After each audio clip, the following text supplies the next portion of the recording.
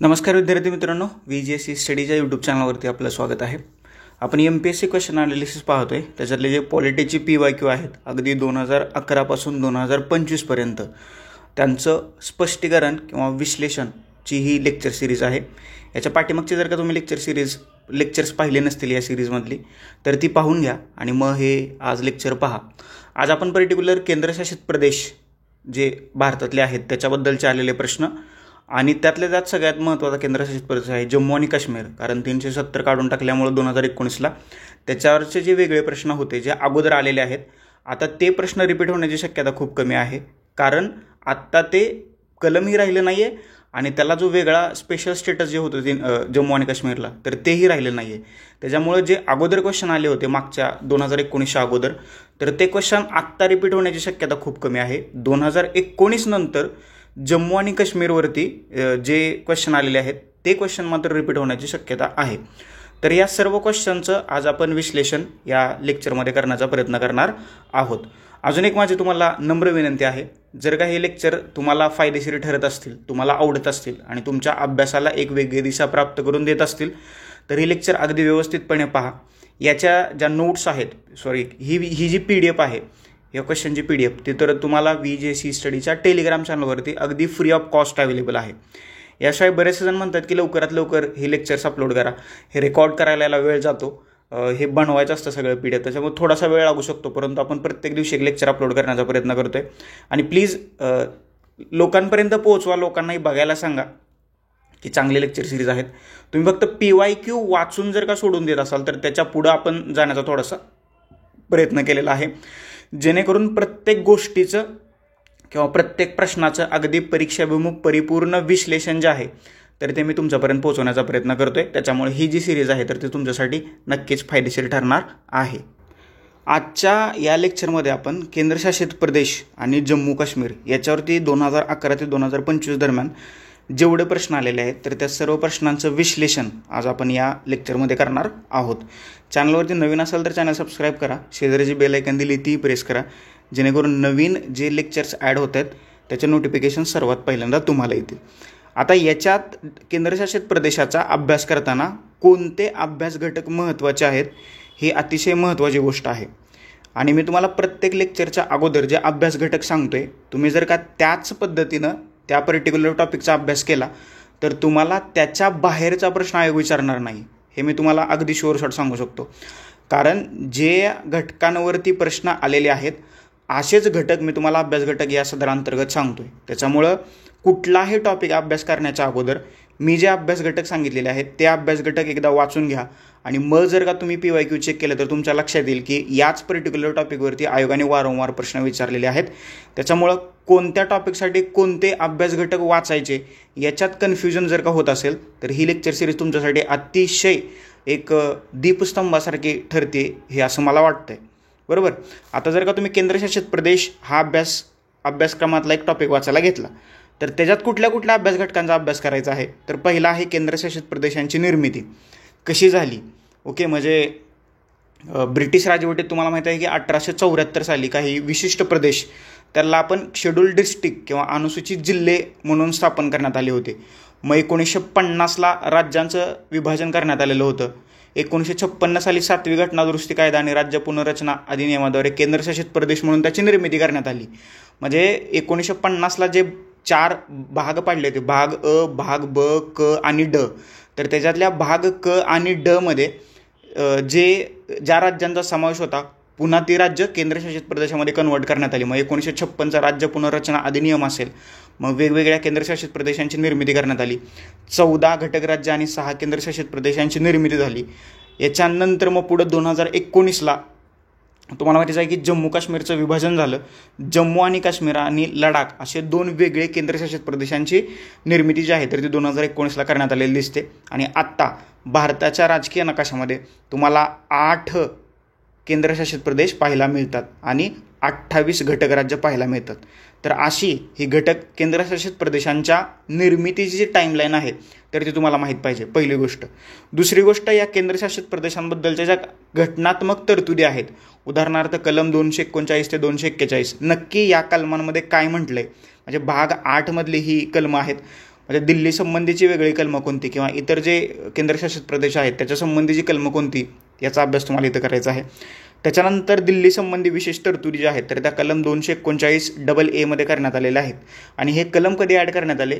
69वी घटनादुरुस्ती की जी 1991ला करण्यात आली होती. आणि याच्यावरती आयोगाने प्रश्न विचारला आहे ही घटनादुरुस्ती कधीची आहे आणि कोणत्या केंद्रशासित प्रदेशाच्या संबंधीची आहे. तर हेही तुम्हाला माहीत पाहिजे. दिल्ली संबंध अभ्यास करायचा आहे. आणि आता ह्याच्यामध्ये एक नवीन केंद्रशासित प्रदेश ॲड झाला आहे वेगळा अभ्यास करण्यासाठी, तर तो आहे जम्मू आणि काश्मीर. ओके, 370 काढून टाकल्यामुळं जम्मू आणि काश्मीर हा एक वेगळा केंद्रशासित प्रदेश तयार केलेला आहे. तर लडाख हा एक वेगळा केंद्रशासित प्रदेश तयार केलेला आहे. नंतर मी ज्यावेळेस जम्मू आणि काश्मीरचे आपण त्याच्याबद्दलचे प्रश्न पाहू तर त्यावेळेस मी डिटेलमध्ये बोलतो. त्याच्यानंतर केंद्रशासित प्रदेशासंबंधी सर्वोच्च न्यायालयाचे निर्णय, काय निर्णय आलेले आहेत केंद्रशासित प्रदेशासंबंधी त्याचीसुद्धा तुम्हाला माहिती असणं गरजेचं आहे. तुम्हाला माहितीच आहे की केंद्रशासित प्रदेशांची ज्यावेळेस निर्मिती केली जाते तर त्यावेळेस वेगवेगळे क्रायटेरिया लावले जातात. आता ते क्रायटेरिया कोणते कोणते आहेत तर ते मी तुम्हाला पहिल्यांदा सांगतो, मग तुमच्या लक्षात येईल की कोणत्या क्रायटेरियावरती आधारित हे केंद्रशासित प्रदेशांची निर्मिती केली जाते. बघा, दिल्ली आणि चंदीगडची निर्मिती जी आहे तर राजकीय आणि प्रशासकीय सोयीकरता करण्यात आलेली आहे. राजकीय आणि प्रशासकीय सोय. याशिवाय पॉंडिचेरी किंवा पुद्दुचेरी, दादरा आणि नगर हवेली, दमण आणि दीव यांची निर्मिती जी आहे तर ती सांस्कृतिक वेगळेपणावरती आधारित करण्यात आलेली आहे. अंदमान आणि निकोबार बेटं आणि लक्षद्वीप यांची जी निर्मिती आहे तर ती व्ह्यू नीतीच्या दृष्टीने किंवा स्ट्रॅटेजिकली इम्पॉर्टंट म्हणून करण्यात आलेली आहे. त्याच्यानंतर मिझोराम, मणिपूर, त्रिपुरा आणि अरुणाचल प्रदेश ही आत्ता राज्य आहेत, परंतु ही पूर्वी ही केंद्रशासित प्रदेश होती. याची जी निर्मिती होती केंद्रशासित प्रदेश म्हणून तर ती विशेष हाताळणी आणि मागास व आदिवासी लोकांच्या हितरक्षणासाठी करण्यात आली होती. आणि आत्ता ही मिझोराम, मणिपूर, त्रिपुरा आणि अरुणाचल प्रदेश ही जी 4 केंद्रशासित प्रदेश होते तर ते आत्ता भारताचे घटक राज्य बनलेले आहेत. आणि 2019ला हे नव्या 2 केंद्रशासित प्रदेशांची निर्मिती करण्यात आलेली आहे. 2019मध्ये जम्मू आणि काश्मीर पुनर्रचना कायद्याद्वारे पूर्वीच्या जम्मू आणि काश्मीर घटक राज्यातून जम्मू आणि काश्मीर हा एक केंद्रशासित प्रदेश आणि लडाख अशा 2 केंद्रशासित प्रदेशांची निर्मिती करण्यात आली आहे. आणि 31 ऑक्टोबर 2019 पासून या पुनर्रचना कायद्याचा अंमल सुरू झाला आहे. आणि 26 जानेवारी 2020 रोजी, ही डेट अजून एकदा लक्षात ठेवा, 26 जानेवारी 2020 रोजी दादरा व नगर हवेली आणि दमण व दीव या पूर्वीच्या 2 केंद्रशासित प्रदेशांना एकत्र करून एकच केंद्रशासित प्रदेशाची निर्मिती करण्यात आलेली आहे. त्यामुळे सध्या भारताच्या नकाशात किंवा भारताच्या संघराज्यात 8 केंद्रशासित प्रदेश आणि 28 घटक राज्यांचा समावेश असल्याचं आपल्याला दिसतंय. ओके, आलं लक्षात. त्याच्यानंतर कलम 370 आणि जम्मू काश्मीर याच्याबद्दल आपण वेगळं बोलू. आत्ता मी तुम्हाला थोडक्यात सांगितलंच. घटक राज्य आणि केंद्रशासित प्रदेशांची तुलना, म्हणजे घटक राज्यात काय वेगळं असतं आणि केंद्रशासित प्रदेशात काय वेगळं असतं याच्यातला जर का तुम्हाला फरक समजला तर खऱ्या अर्थानं घटक राज्य आणि केंद्रशासित प्रदेश याचा तुम्हाला काय म्हणू आपण त्याला चांगला अभ्यास झाला असं आपण म्हणू शकतो.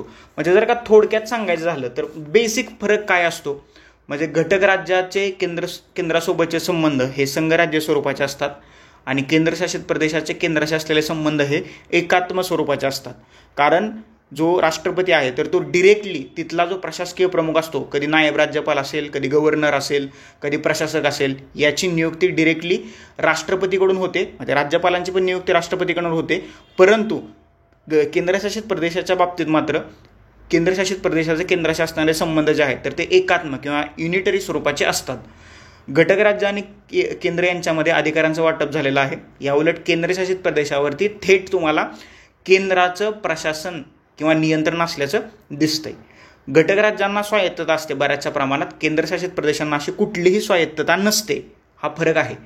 घटक राज्यांच्या प्रशासकीय संरचनेत एकसारखेपणा आढळतो. म्हणजे महाराष्ट्रातलं घटक राज्यातलं जे स्ट्रक्चर आहे विधानसभा आणि विधान परिषदेचं, तर तसंच तुम्हाला आंध्र प्रदेश, बिहार, कर्नाटक, तेलंगणा आणि उत्तर प्रदेशमध्ये जाणवतं किंवा तिथंसुद्धा विधिमंडळाची 2 सभागृह आपल्याला जाणवतात. बऱ्याचशा राज्यातल्या विधानसभेतलं जे स्ट्रक्चर असतं तर ते इतर राज्यातल्या स्ट्रक्चरप्रमाणे सेम असल्याचं तुम्हाला दिसतंय.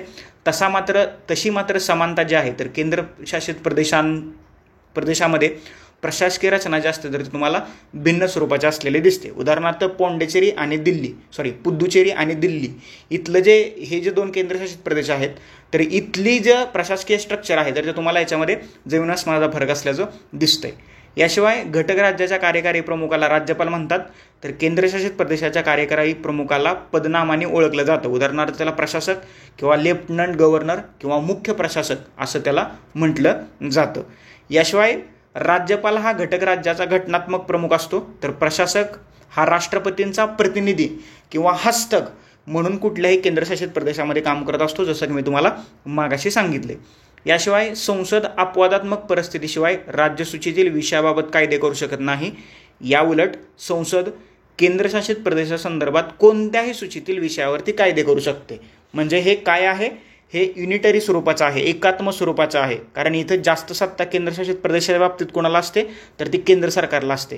त्याच्यामुळं घटक राज्य आणि केंद्रशासित प्रदेशामध्ये आपल्याला खूप मूलभूत फरक असल्याचं दिसून येतंय. आलं लक्षात? तर ही घटक राज्य आणि केंद्रशासित प्रदेश यांची तुलना जी आहे तर ती थोडक्यात मी तुम्हाला करून दिलेली आहे. इथपर्यंत समजलं? त्याच्या पुढे जाऊन ज्यावेळेस भारताला स्वातंत्र्य मिळालं, तर स्वातंत्र्यानंतर भारतातील भूप्रदेशांचं 4 गटात वर्गीकरण करण्यात आलं होतं.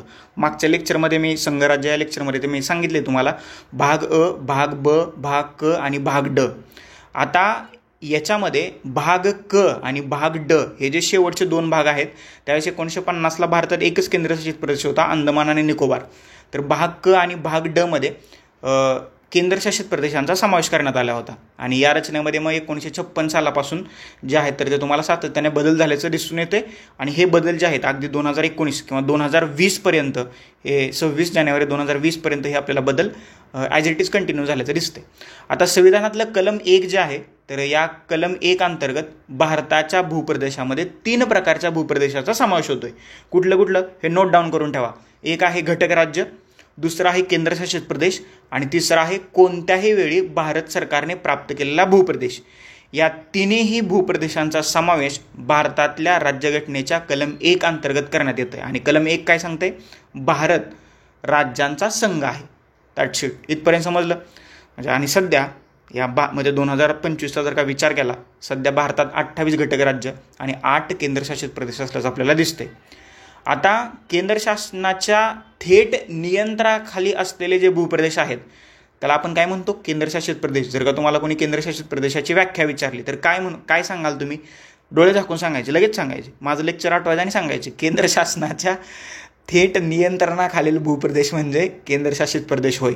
त्यामुळे त्यांना केंद्र प्रशासित भूप्रदेश या नावानेही ओळखलं जातं. ओके, म्हणजे तिथं कंट्रोल कोणाचा असतो जास्तीचा? मी मगाशी फरक सांगितला, तर तिथं जास्तीचा कंट्रोल जो असतो तर तो केंद्र सरकारचा असतो. ओके, आणि केंद्र सरकारचा असतो म्हणजे सध्याच्या काळात कोणाचा असतो हे तुम्हाला काही वेगळं सांगायची गरज नाही. 2024मध्ये भारतामध्ये अंदमान आणि निकोबार 1956ला केंद्रशासित प्रदेश झाला, दिल्ली 1956ला, लक्षद्वीप 1956ला, दादरा नगर हवेली 1961ला, दमन आणि दीव 1962ला, पुद्दुचेरी किंवा पॉंडिचेरी 1962ला, चंदीगड 1966ला. 1973पर्यंत लक्षद्वीप बेटांना लक्षद्वीप, मिनिकॉय आणि अमनदीवी बेटे या नावानं ओळखलं जायचं.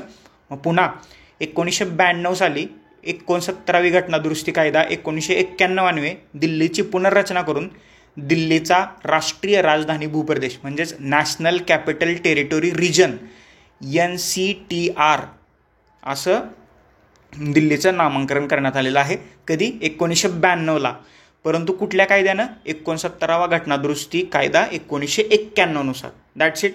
हे झालं भारतातल्या 8 केंद्रशासित प्रदेशांची माहिती. आता याच्यापेक्षा पलीकडची माहिती कुठल्या पुस्तकातही नसेल आणि तुम्हाला कोणी देऊ शकणार नाही. ओके, आलं लक्षात? तर दॅट्स इट. याच्यातले महत्त्वाचे पॉईंट नोट डाऊन करा. आणि आत्ता आपण ॲक्च्युअल प्रश्नांना सुरुवात करूया. 2011 पासून 2025पर्यंत आलेल्या प्रश्नांचं अगदी परीक्षाभिमुख परिपूर्ण विश्लेषण जे आहे तर तुम्हाला पॉलिटी PYQ ॲनालिसिस सिरीजमध्ये मिळणार आहे. आणि ही सिरीज आपल्या VJC स्टडीच्या यूट्यूब चॅनलवरती अगदी फ्री ऑफ कॉस्ट मोफत उपलब्ध करून देण्यात आलेली आहे. आणि प्लीज जरा शेअर करा व्हिडिओ, बाकी काय नाही. चला, पहिला प्रश्न तुमच्या स्क्रीनवरती आहे. कोणत्या घटनादुरुस्ती कायद्याद्वारे दिल्लीला राष्ट्रीय राजधानी क्षेत्र म्हटलं गेलं? काय म्हटलं गेलं दिल्लीला? National capital territory region.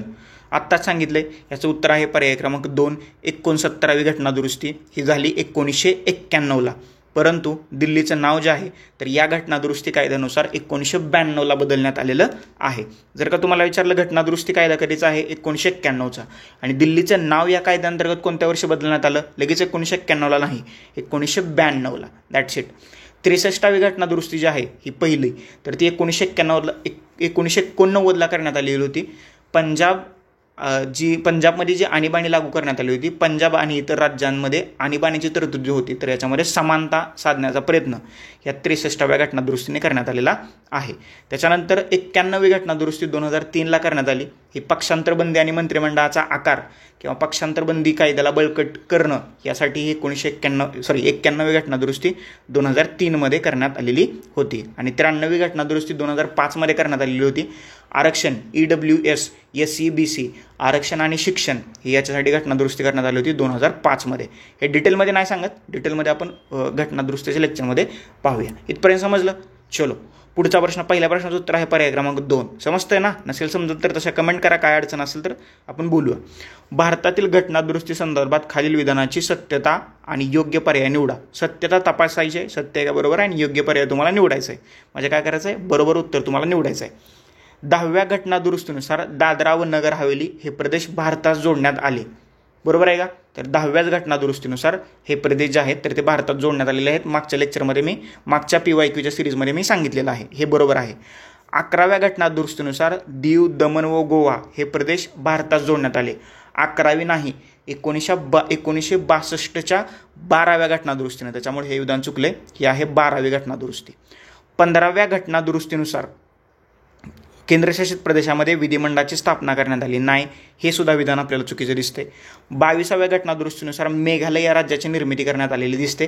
बरोबर आहे, 22व्या घटनादुरुस्तीनुसार मेघालयची निर्मिती करण्यात आलेली आहे. त्याच्यामुळे याचं जे उत्तर आहे A आणि D, पर्याय क्रमांक 4 जे आहे तर याचं अचूक उत्तर आहे.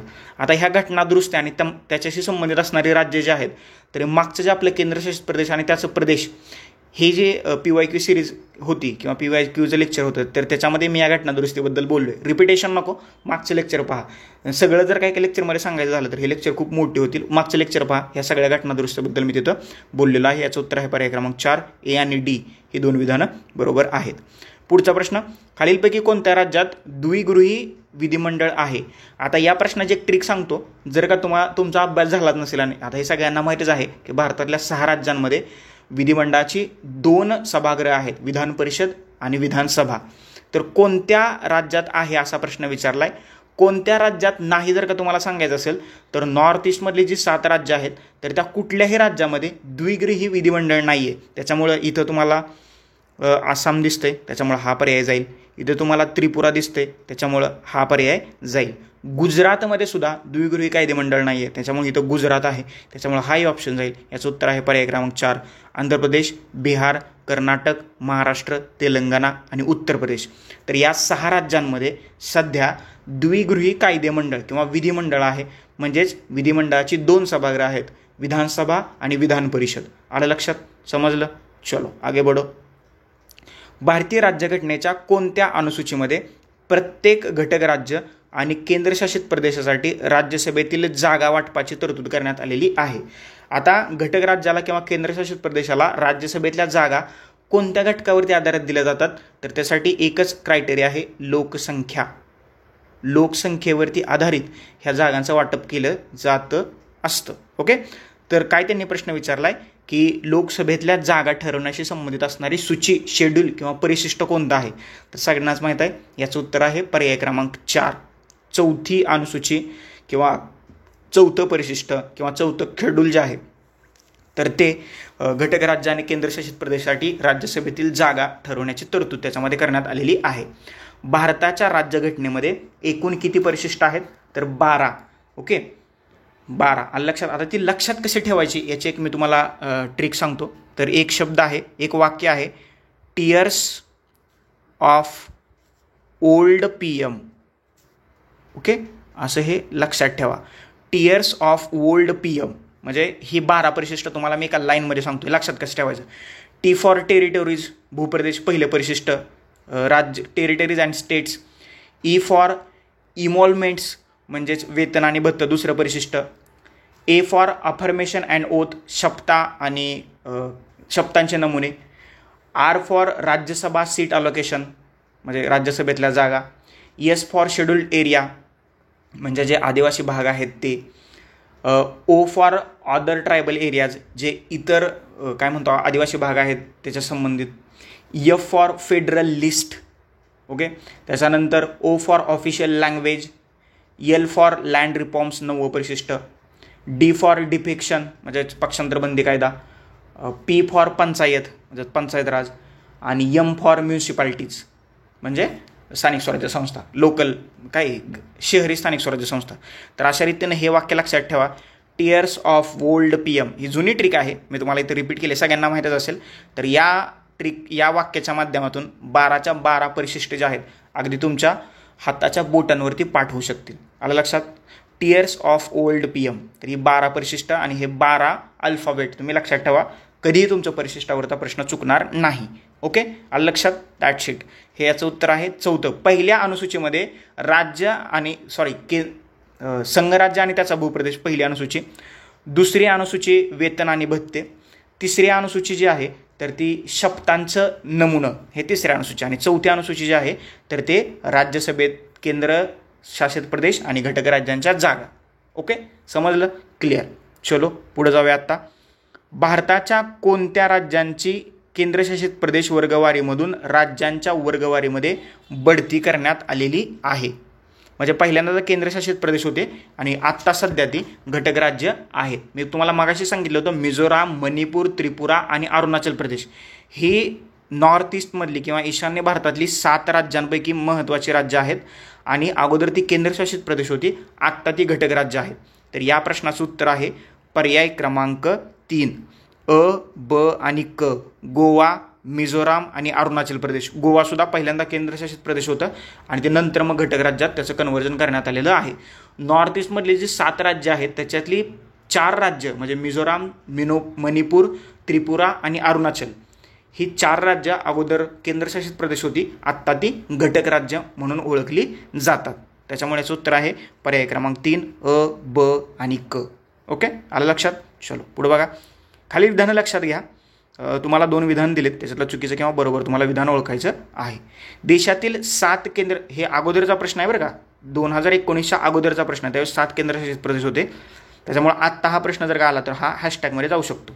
देशातील 7 केंद्रशासित प्रदेशापैकी फक्त दिल्ली आणि पॉंडिचेरी या दोघांनाच राज्यसभेमध्ये प्रतिनिधित्व मिळालेलं आहे. आणि त्याचं विधान कारण आहे इतर 5 केंद्रशासित प्रदेशांची लोकसंख्या अतिशय कमी असल्यामुळे त्यांना राज्यसभेत प्रतिनिधित्व नाही. तर या प्रश्नाचं त्यावेळेला उत्तर होतं पर्याय क्रमांक 2 अ आणि र. दोन्ही विधानं योग्य असून र हे अचं योग्य स्पष्टीकरण आहे. मग सुरुवातीला सांगितलं त्याप्रमाणे की राज्यसभेत जर का एखाद्या केंद्रशासित प्रदेशाला प्रतिनिधित्व द्यायचं असेल तर त्याच्यासाठी लोकसंख्या हा महत्त्वाचा क्रायटेरिया असतो आणि लोकसंख्या जर का जास्त असेल तरच कोणत्याही केंद्रशासित प्रदेशाला राज्यसभेत जागा मिळतात. बरोबर. आत्ता जरी का तुम्ही विचार केला तर 8 केंद्रशासित प्रदेश आहेत, त्याच्यापैकी दिल्ली, पॉंडिचेरी आणि जम्मू काश्मीर. तर या 3 केंद्रशासित प्रदेशांना राज्यसभेत जे आहे तर ते सदस्यत्व देण्यात आलेलं आहे. अगोदर फक्त दिल्लीला आणि पॉंडिचेरीलाच राज्यसभेत सदस्यत्व होतं. त्याच्यामुळं आत्ता हा प्रश्न हॅशटॅगमध्ये जाऊ शकतो. ओके. पुढचा प्रश्न. राष्ट्रीय राजधानी प्रदेश दिल्ली यासंबंधी संदर्भ डॅश डॅशमध्ये सापडतात. कुठल्या कलमात सापडतात असं त्यांनी विचारले. मी मागाशी सांगितले दिल्लीसाठी एक वेगळं कलम जे होतं तर ते 69व्या घटना दुरुस्ती 1991 नुसार ते ॲड करण्यात आलं. तर ते कलम जे आहे किंवा तरतुदी ॲड करण्यात आल्या म्हणजे दिल्लीचं नाव बदललं. काय केलं 69व्या घटना दुरुस्तीनं national capital territory region NCR असं त्याला म्हटलं जातं किंवा NCTR असं सुद्धा म्हटलं जातं. तर याचं उत्तर आहे पर्याय क्रमांक 2 कलम 239 AA. हे लक्षात ठेवा. हे कलम जे आहे तर ते कलम अतिशय महत्त्वाचं आहे आणि आयोगाने याच्यावरती म्हणजे मी तर म्हणतो खूप वेळा प्रश्न विचारलेला आहे. येते का लक्षात. आणि बऱ्याचशा जणांचा मे बी चुकलाही असेल, काही जणांना वाटत असेल की असं कसं काय होऊ शकतं, हे कुठून आले 239 A हे.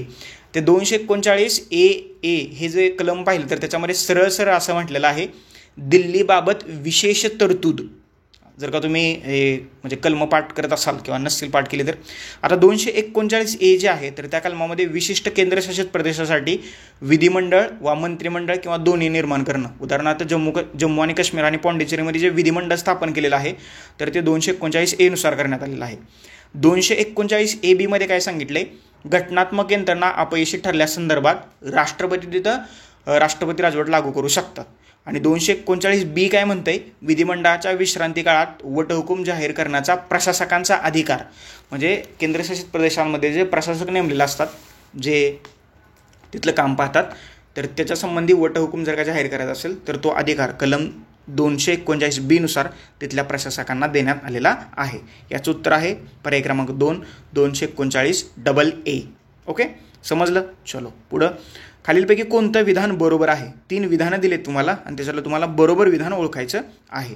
भारतात केवळ एकाच केंद्रशासित प्रदेशाला राष्ट्रीय राजधानी प्रदेश दिल्लीला विधानसभा आहे. नाही, हा प्रश्न आहे 2017चा आणि हा आत्ता प्रश्न हॅशटॅगमध्ये जाऊ शकतो. त्यावेळेस हे विधान जे होतं ते चुकीचं होतं, कारण पॉंडिचेरीला सुद्धा त्यावेळेस होती. भारताच्या उत्तर पूर्वेकडील मिझोराम, मेघालय, नागालँड या राज्यांना लोकसभेत प्रत्येकी केवळ 1 जागा आहे. ओके, हा प्रश्न एका वाक्यामुळे केंद्रशासित प्रदेश, हा 1 जागा नाही लोकसभेत, 1पेक्षा जास्त जागा आहेत. उत्तर प्रदेशमध्ये अनुसूचित जमातीसाठी लोकसभेतील केवळ 1 जमात म्हटलंय, शेड्यूल्ड ट्राईब, लोकसभेतील केवळ 1 जागा राखीव आहे का? नाही. दुसरी एक महत्त्वाची गोष्ट तुम्हाला सांगतो, कुठल्या राज्याला लोकसभेत आणि राज्यसभेत किती जागा आहेत याचा एक चार्ट जो आहे तर तो आपल्या VJC स्टडीच्या टेलिग्राम चॅनलवरती मी अपलोड केला आहे. तुम्ही जर का लोकसभा आणि राज्यसभेतल्या जागा असं जर का तुम्ही आपल्या VJC स्टडीच्या टेलिग्रामला सर्च केलं तर तुम्हाला तो चार्ट मिळेल. त्याच्यावरून तुम्हाला लक्षात येईल की कोणत्या राज्याला लोकसभेत किती जागा आणि राज्यसभेत किती जागा आहेत. अगदी चार्ट वाईज तुम्हाला तिथं दिलेलं आहे, ते एकदा वाचून घ्या. ओके, याच्यातलं बरोबर विधान ओळखायचं होतं. एकही विधान बरोबर नाही आहे, त्याच्यामुळे याचा पर्याय आहे पर्याय क्रमांक 4. वरीलपैकी सर्वच्या सर्व विधानं जी आहेत तर ती चुकीची आहेत. ओके, समजलं. पुढचा प्रश्न. 7 केंद्रशासित प्रदेशापैकी फक्त डॅश डॅश यांनाच राज्यसभेमध्ये प्रतिनिधित्व देण्यात आलेलं आहे. हा सुद्धा 2016चा प्रश्न आहे, आत्ता हा कॅन्सल होईल. तर दिल्ली आणि पुद्दुचेरी किंवा पॉंडिचेरी यांना राज्यसभेत प्रतिनिधित्व देण्यात आलेलं होतं. पुढे बघा. 1996 आणि 2006 भारतासाठी लिंग संबंधित विकास निर्देशांकांचं परिगणन केलं होतं. दोन्ही वर्षांमध्ये सर्वाधिक दर असलेले केवळ 3च राज्य किंवा केंद्रशासित प्रदेश होते. हे राज्य किंवा केंद्रशासित प्रदेश कोणते? हा सुद्धा प्रश्न आहे, जुनाच आहे, फक्त याचं उत्तर आहे केरळ, चंदीगड आणि गोवा. एवढं काही महत्त्वाचं नाही आहे आत्ता, कारण ते बदललेलं आहे. पुढचा प्रश्न आहे, खालील कारणांसाठी केंद्रशासित प्रदेशांची निर्मिती केली जाते. कुठल्या कुठल्या कारणासाठी केली जाते हे मागाशी मी सांगितले तुम्हाला. याचं उत्तर आहे प्रशासकीयदृष्ट्या, बरोबर आहे. त्याच्यानंतर सांस्कृतिक वेगळेपण, बरोबर आहे. व्यूहनीतीच्या दृष्टीने केली जाते, तर याचं उत्तर आहे पर्याय क्रमांक 1 अ, ब, क. हे 3 प्रकार मी तुम्हाला सांगितले. राजकीय आणि प्रशासकीय सोयीकरता दिल्ली आणि चंदीगडची निर्मिती झाली आहे. सांस्कृतिक वेगळेपणाअंतर्गत पुद्दुचेरी, दादरा नगर हवेली, दमण आणि दीवची निर्मिती झाली आहे. तर व्यूहनीतीच्या दृष्टीने महत्त्व म्हणून अंदमान आणि निकोबार बेटं आणि लक्षद्वीपची निर्मिती आपल्याला झाल्याचं दिसतंय. आलं लक्षात? समजली इथपर्यंत? तर हे झाले केंद्रशासित प्रदेशाबद्दलचे प्रश्न. आत्ता आपण जम्मू आणि काश्मीर हा जो नवा केंद्रशासित प्रदेश 2019ला निर्माण झाला तर त्याच्यावरती आलेले प्रश्न पाहूया. हे काही प्रश्न जुनेच आहेत, 2020 नंतर याच्यावरती प्रश्न यायला सुरुवात झालेली आहे. तुम्हाला माहितीच असेल की 2019मध्ये जम्मू आणि काश्मीर पुनर्रचना कायद्याद्वारे पूर्वीच्या जम्मू आणि काश्मीर घटक राज्यातून जम्मू आणि काश्मीर आणि लडाख या 2 वेगळ्या केंद्रशासित प्रदेशांची निर्मिती करण्यात आली आणि 31 ऑक्टोबर 2019 पासून या पुनर्रचना कायद्याचा अंमल जो आहे तर तो सुरू झालेला आहे. आता हे जे विधेयक होतं तर ते विधेयक 5 ऑगस्ट 2019 रोजी राज्यसभेत जम्मू आणि काश्मीर पुनर्रचना विधेयक 2019 मांडण्यात आलं आणि त्याच दिवशी राज्यसभेने ते मंजूर केलं आणि लोकसभेने मग 6 ऑगस्ट 2019ला हे विधेयक जे आहे तर ते पारित केलं.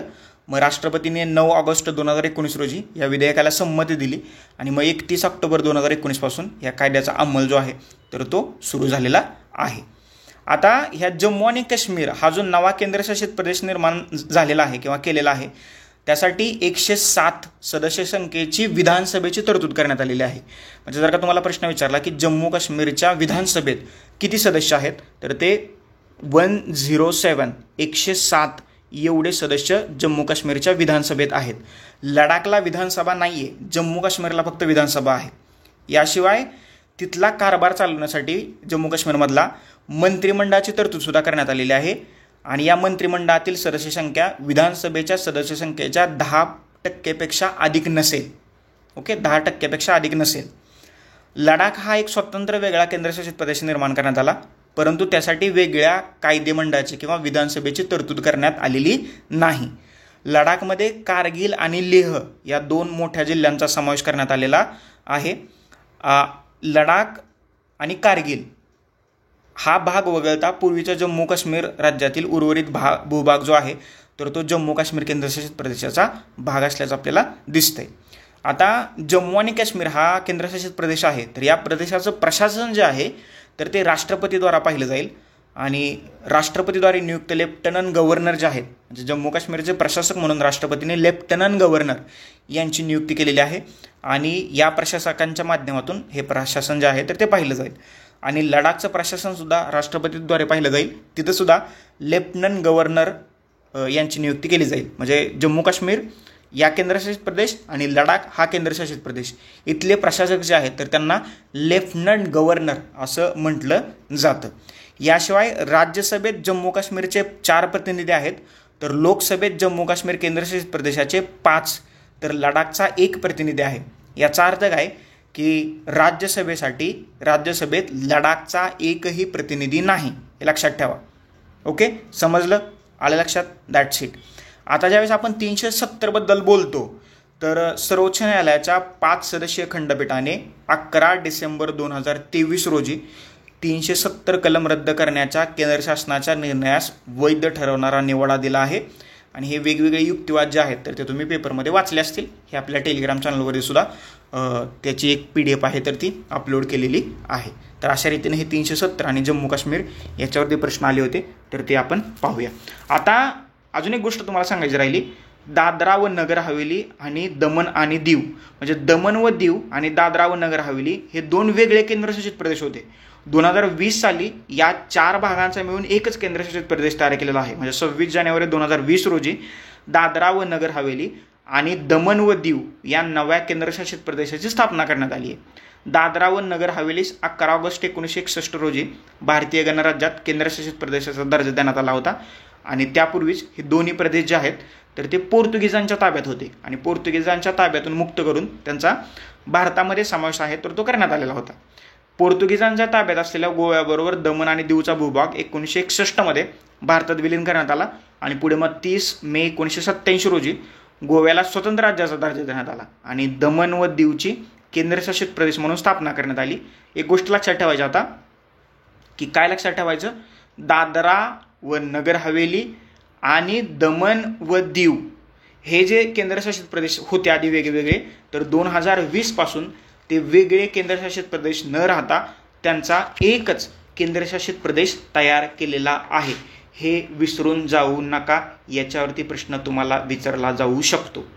याशिवाय जम्मू आणि काश्मीर पुनर्रचना कायदा 2019 द्वारे हे वाक्य लक्षात ठेवा मी काय सांगतोय ते, राज्यघटनेचं कलम 239A नव्याने स्थापित केलेल्या जम्मू आणि काश्मीर या केंद्रशासित प्रदेशात लागू होईल आणि 239A नुसार तिथं विधिमंडळाची तरतूद जी आहे तर ती करण्यात आलेली आहे.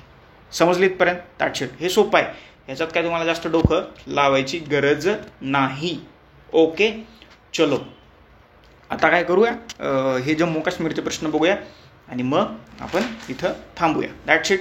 सोपं होतं, परंतु तुम्ही कधी कधी अवघडात शिरता PYQचं विश्लेषण न केल्यामुळं. त्याच्यामुळं PYQचं विश्लेषण करा, ते खूप गरजेचं आणि महत्त्वाचं आहे.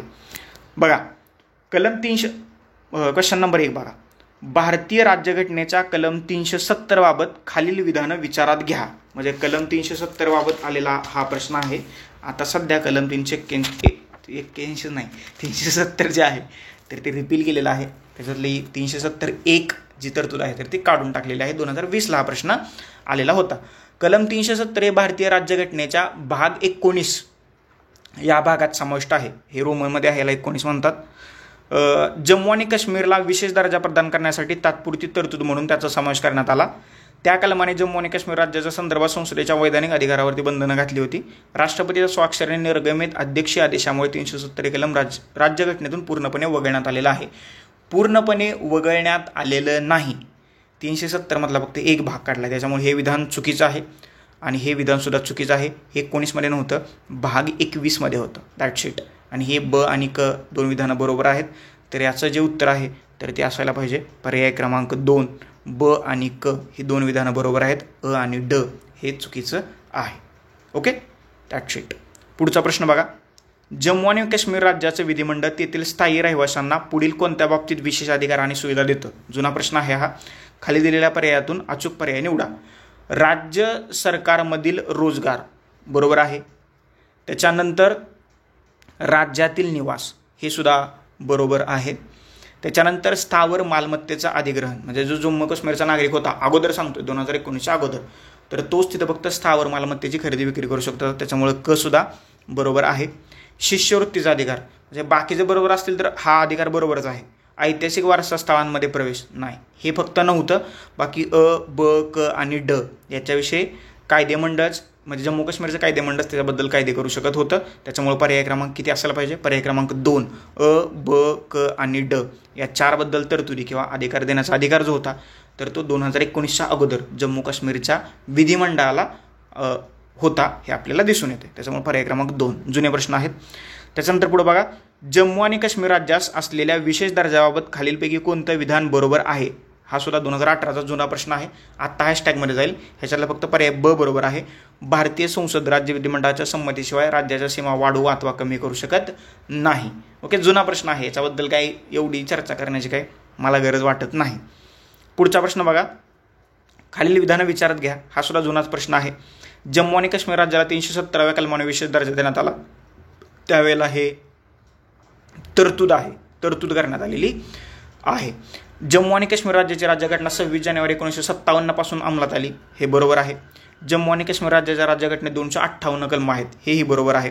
तर बरोबर विधानं ब आणि क पर्याय क्रमांक 2 जे आहे तर ते बरोबर विधानं देण्यात आलेली आहेत. ओके, समजलं?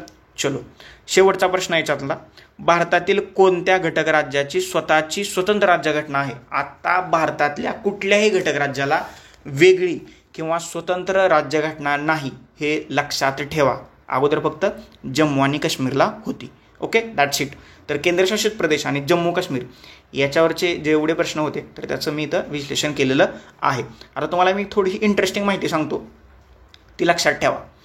क्षेत्रफळाच्या दृष्टीनं सर्वात मोठा जो केंद्रशासित प्रदेश असेल तर तो सध्या जम्मू आणि काश्मीर लडाख असेल. ओके, अंदमान आणि निकोबार याच्यामध्ये 3 जिल्हे आहेत. लोकसभेची 1 जागा आहे आणि कार्यकारी मंडळ लेफ्टनंट गव्हर्नर आहे. आणि अंदमान निकोबार कलकत्ता उच्च न्यायालयाअंतर्गत येते. चंदीगडमध्ये जिल्ह्याची संख्या 1 आहे. लोकसभेची 1 जागा आहे. चंदीगडचे शेजारी राज्य आहेत पंजाब, हरियाणा आणि हिमाचल प्रदेश. पंजाब आणि हरियाणाची संयुक्त राजधानी चंदीगड आहे. कार्यकारी मंडळ प्रशासक असतात. पंजाबचे राज्यपालच चंदीगडचे प्रशासक असतात. याशिवाय न्यायमंडळ चंदीगडसाठी पंजाब आणि हरियाणा उच्च न्यायालयाअंतर्गत येतं. दादरा आणि नगर हवेली, दमण आणि दीव या केंद्रशासित प्रदेशामध्ये दादरा आणि नगर हवेलीमध्ये जिल्ह्याची संख्या 1 आहे. दमण आणि दीवमध्ये 2 आहे. दादरा आणि नगर हवेलीमध्ये लोकसभेची 1 जागा, दमण आणि दीवमध्ये लोकसभेची 1 जागा आहे. शेजारचे राज्य आहेत गुजरात आणि महाराष्ट्र, तर तिथं प्रशासक असतात. आणि हे दादरा नगर हवेली, दमण आणि दीव जे आहे तर ते बॉम्बे हायकोर्टाअंतर्गत येते. दिल्लीमध्ये जिल्ह्याची संख्या 9 आहे. लोकसभेच्या 7 जागा आहेत आणि राज्यसभेच्या 3 जागा आहेत. विधानसभेच्या 70 जागा आहेत. शेजारचे राज्य आहेत हरियाणा आणि उत्तर प्रदेश. दिल्लीमध्ये लेफ्टनंट गव्हर्नर असतात, मुख्यमंत्री असतात आणि मुख्यमंत्र्याच्या नेतृत्वाखालचं मंत्रिमंडळ असतं. त्याच्यामध्ये विधानसभेच्या 70 जागा आहेत हे तुम्हाला माहीत आहे. आणि 7 एवढी मंत्रिमंडळातल्या मंत्र्यांची संख्या आहे. कायदेमंडळ तिथं विधानसभा आहे.